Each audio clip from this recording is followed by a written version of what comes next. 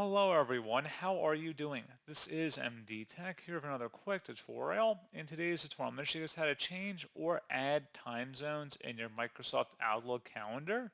So this should hopefully be a pretty straightforward process here, guys. And without further ado, let's go ahead and jump right into it.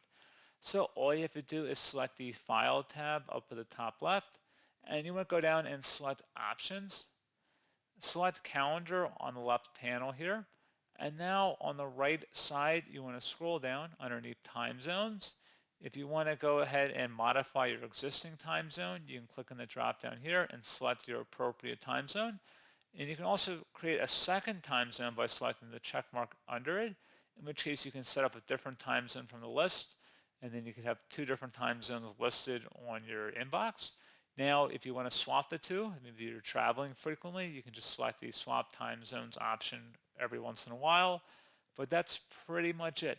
So, as always, thank you guys for watching this brief tutorial. I do hope I was able to help you out, and I do look forward to catching you all in the next tutorial.